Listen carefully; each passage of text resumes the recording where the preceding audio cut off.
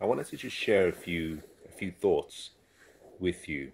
Um, I had a really life-changing experience yesterday, and it reminded me of a previous experience I had had. And what I want to do now is share what I consider to be two of the most important days that turned my life around.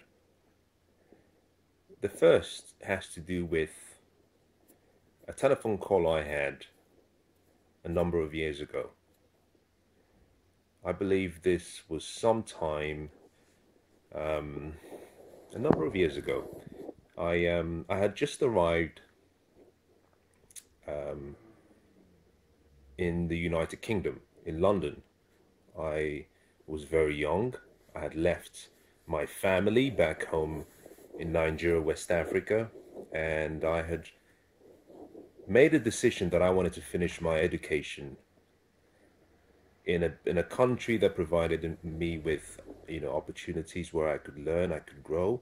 I had a dream, and at the time I had just lost my elder brother, and I was distraught. I was broken emotionally, um, but I had been encouraged by his burial ceremony with the number of people who came to pay their last respects and how much they said he made a difference in their lives. And I was somewhat comforted by the fact that in his short life that he was able to reach out to other people. I didn't really know much about that part of him. We were close, but I didn't understand, and I couldn't see how much he had reached out to people and touched people's hearts. So sadly, after I lost him, I decided that I wanted to leave the country, that I wanted to go pursue my dreams, and part of the process of reaching those dreams and goals had to do with changing my environment because my environment at the time was almost cancerous. It wasn't good for me. Cut the long story short, I traveled out of the country. Um, I lied to my father. I shouldn't say this, but I did. I told him I got a scholarship from a university, and I didn't. I had saved up some money. I think I had less than one third of the tuition fees, but I had saved up some money after about a year and a half, and I had applied to a college rather, and I was informed that I had been given a position. So I said to my dad that I had been given a scholarship because I come from very humble beginnings, very humble beginnings. If you saw where I came from, or where I come from, um, you would realize that God has a sense of humor. If you were to compare where I started to where I am today, not that I am suggesting that I'm somewhere great, but I'm simply saying that it's never about where you begin, it's always about where you're trying to get to. But I told him I got a scholarship because we were financially struggling. I wouldn't use the word poor because I believe poor has to do with an attitude of the spirit internally. I would say that we were flat broke. Um, Great parents came from, raised by two great parents, but we struggled financially. We struggled to make ends meet. There were times when we had two meals in a day, and it was a great day. It was a good day if you had two meals. You had one meal, it was a good day. Two was a celebration. And I knew if I had told him that I had this dream, that he would have sacrificed everything that he had. He would have sold everything that he had to make my dream a reality. And I couldn't accept that because I had a younger brother who was still growing up and who was great and who needed the same love and attention. And I didn't feel that my dreams were deserving of having everyone else's dream put on hold. So I paid the 1/3 of the tuition fees, and I flew into London to begin my journey. And I'm probably going to do another series on that because the lessons I learned from the experience are life-changing. And cut the long story short, one evening, after a number of years, I had arrived in London. I started working because I had to work to pay my tuition fees. I was working, I was studying, at running 2 or 3 jobs at the same time, trying to make ends meet. And one evening, I was discouraged because I had gone through a season or a period where I was dying on the inside. I wasn't reaching out to people to seek for comfort or to share my experience. And this is something that I would say about men, that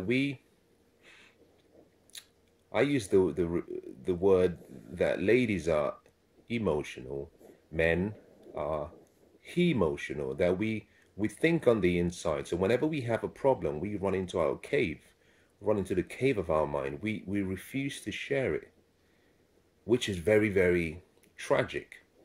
But the more I kept to myself and not refused to share, part of the reason I didn't share it was because I didn't want to be a burden to other people. But also I had no one. This was me in London, in a country that I'd never been to before. I had no one, no family members. All of my family were back home. But I had made this trip and I was failing. My dreams were falling apart. And I was ashamed to go back home because I had this dream and I knew that achieving my dreams would provide open doors to my family. I could make their lives better. But I had no mentors. I had no one to confide in. And more than anything, I didn't really appreciate the power of wisdom and seeking for advice and pursuing other people who had succeeded where I was trying to succeed. I was trying to make my dreams a reality on my own, with my mind alone, which was the sad thing. Now, I'm sorry I've gone on for a while, but let me come back to this particular experience.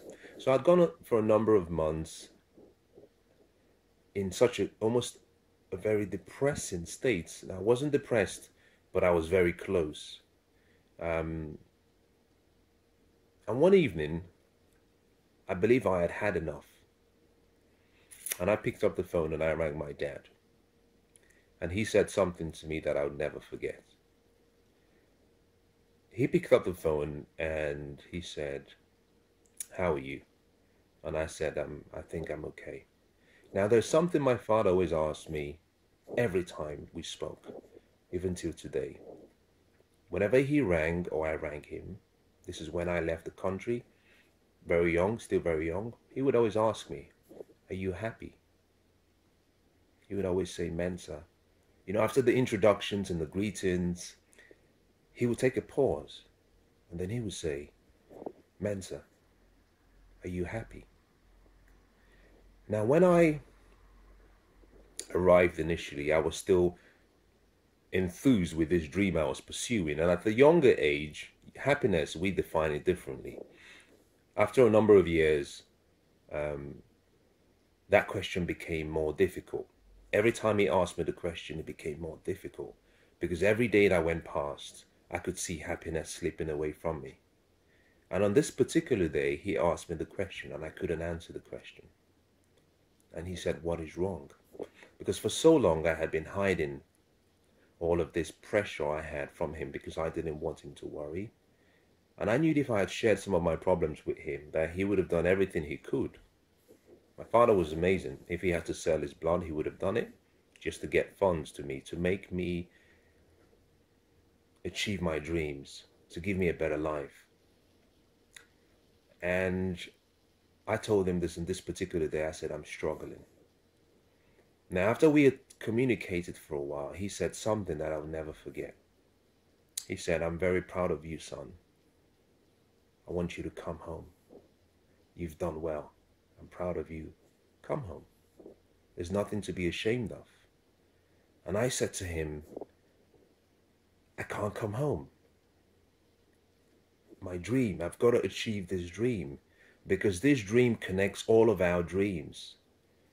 we have to achieve this dream. There's nothing to come back to. And he said, I'm proud of you. Just remember this, that I'm proud of you, that you've exceeded any expectations that I may have had about you. And whatever happens, I want you to know that you're loved and that I'm proud of you. And I hung up. But before I hung up, I asked him a question. And the question was, why? Why are you proud of me?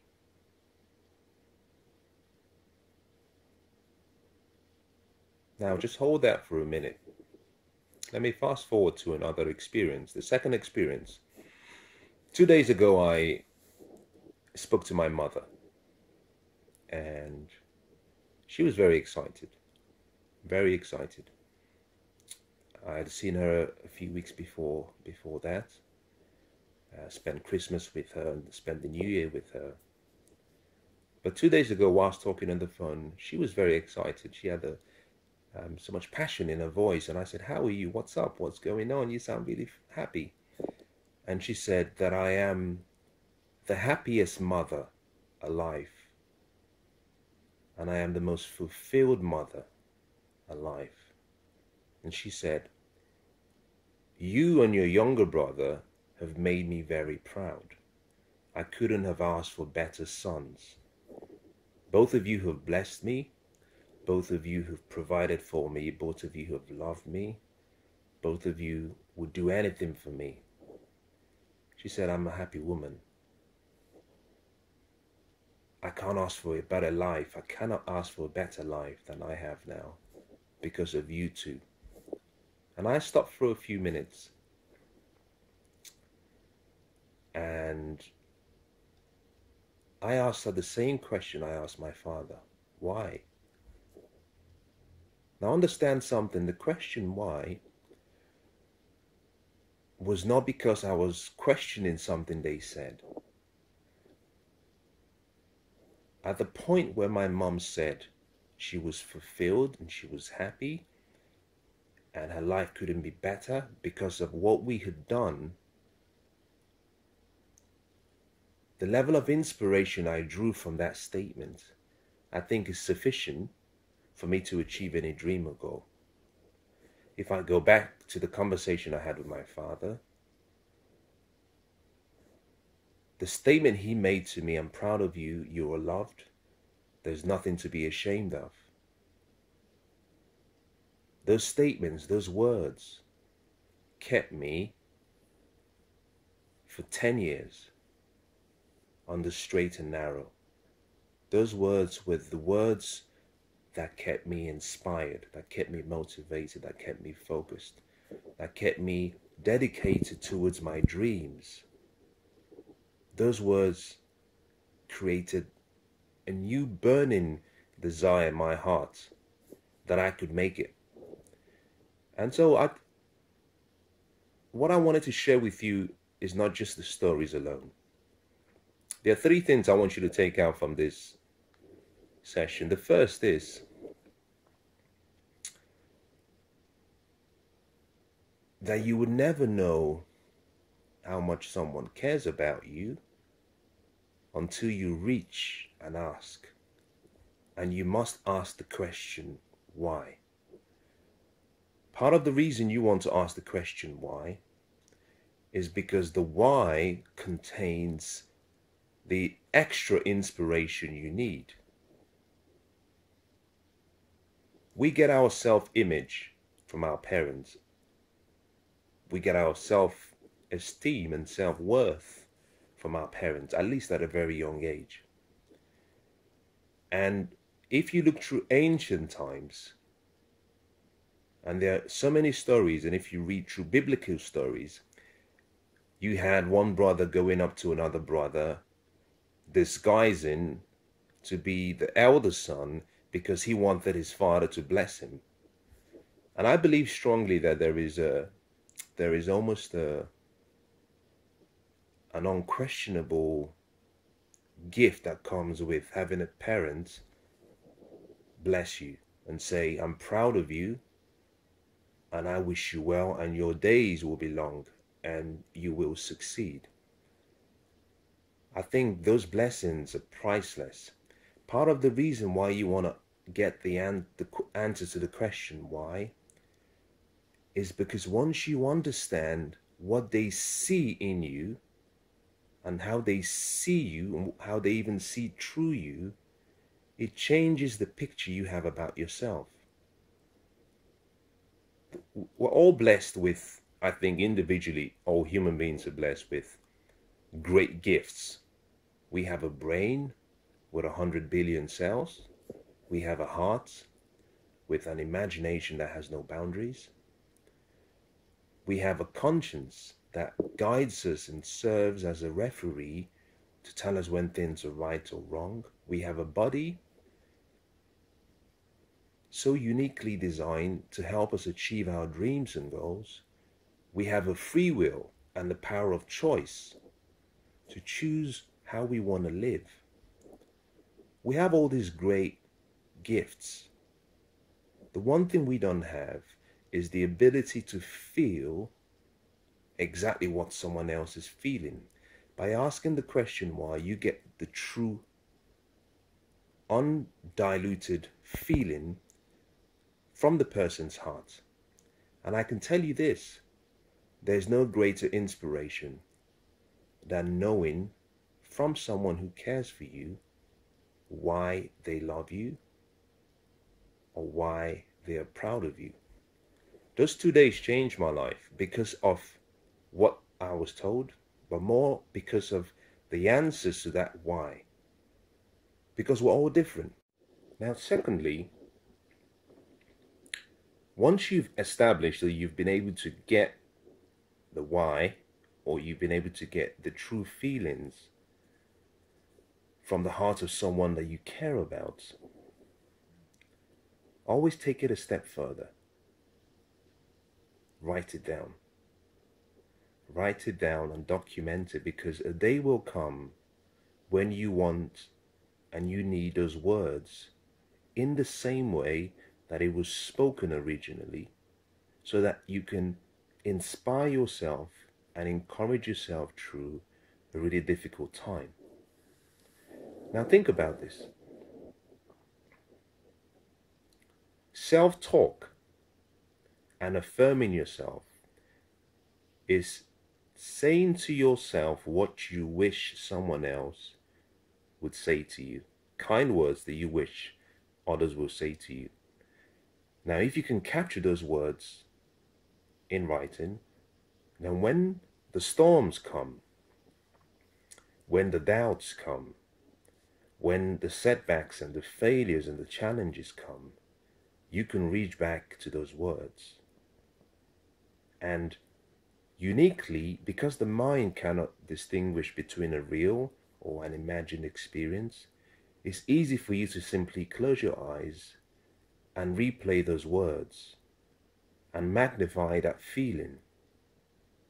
The mind will think that it's happening in real time. The mind will start to produce those emotions and chemicals, rather, that create the feeling of love in you.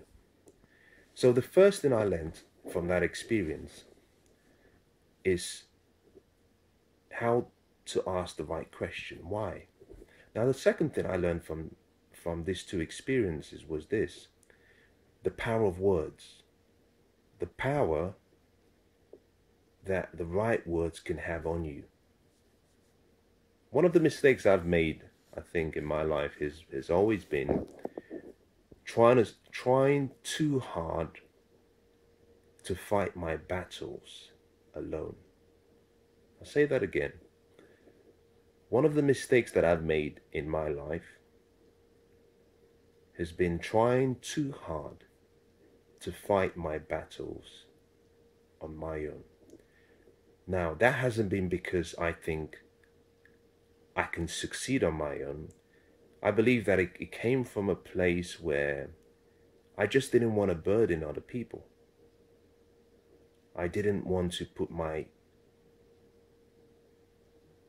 cares of life and my worries on other people. And I think to an extent I was raised quite independent.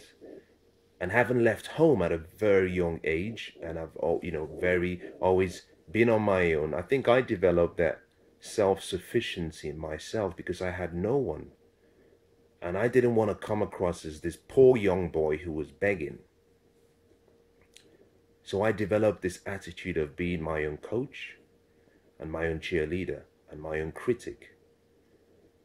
It's almost it's kind of like a self-fulfilling prophecy. There is a positive side to that, but also there's a very negative side to it. The negative side is that you don't let people in. You don't let the right people in.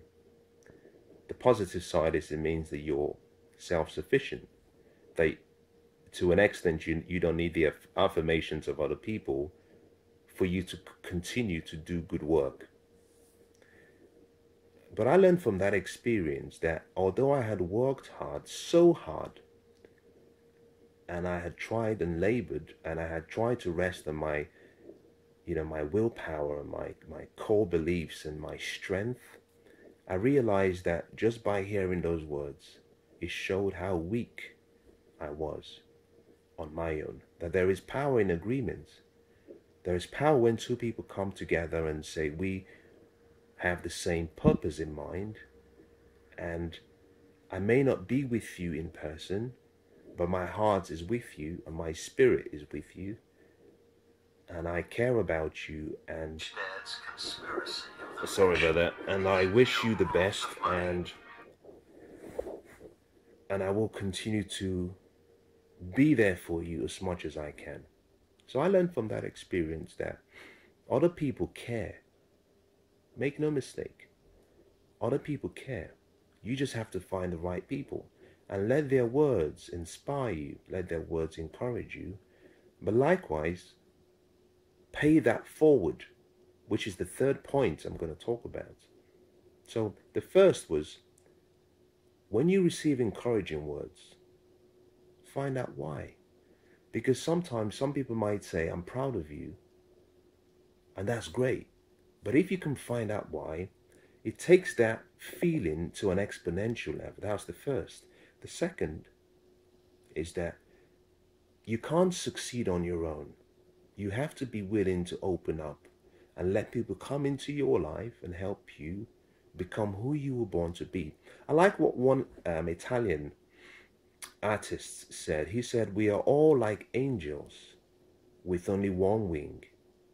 And so we need to have a companion. We need someone else, because we cannot fly with one wing alone. By coming together with another person, you have two wings. Now you can fly.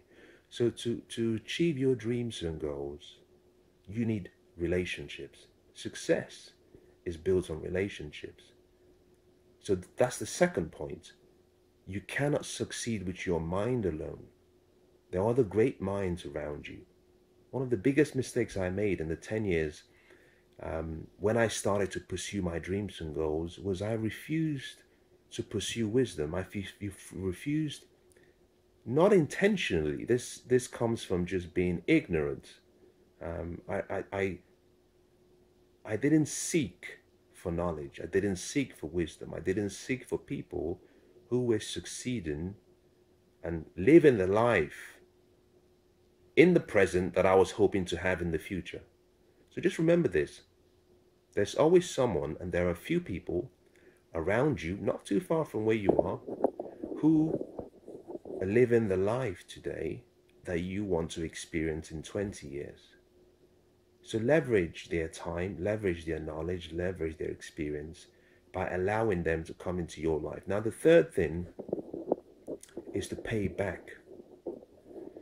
Whenever you find someone who has poured into you, to encourage you, to support you, always make an effort to pour back into someone else. You have to pay it forward. Find someone else and sow that seed as a gift. Encourage someone else, because there is always someone broken. I think that if you were to stand wherever you are, whether you're in your house, whether you were standing in a bus stop, whether you were standing in a supermarket, whether you were standing in a train station, I believe that within 200 yards from where you are, there's someone with a broken heart. I had a broken heart when I started.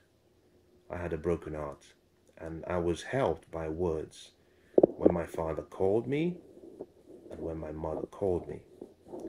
I was broken. So always remember that within 200 yards from where you are, there is a broken heart. And if you're willing to look for problems to solve, which is a broken heart, and you're willing to invest the time to mend the broken heart, I believe that what you do is you invest through words and through your actions, you invest life in another life. And there's no better legacy than the legacy of investing your life in another life. And I believe that in most cases, if you're willing to go out of your way and search for that broken heart, that you could be saving not just one life, that you could be saving a generation. You could be saving a generation that would have come from that one person. And so those are the three things that I wanted to share with you. It's quite late. I'm going to call it an evening. And I want to just say to you as I conclude that you're not alone. Whatever you're going through, you're not alone. But don't go through your journey thinking that you have to do it alone. Sometimes it's okay to scream, raise your hand up, scream and say, I'm drowning. I can't do it alone. Because like I said, no one has been given that rare gift of being able to feel what another person is feeling at the same time and at the right level of emotions. We cannot do it. People can read your body language, people can discern through your countenance, but no one can feel how you feel. So whenever you go through a difficult experience, whatever you're going through, don't run into the cave like I did. Scream. It's okay to remain in the cave if you don't have the courage to come out. Remain in the cave, but scream. Because if you scream loud enough, someone will come in and rescue you. Wish you all the best.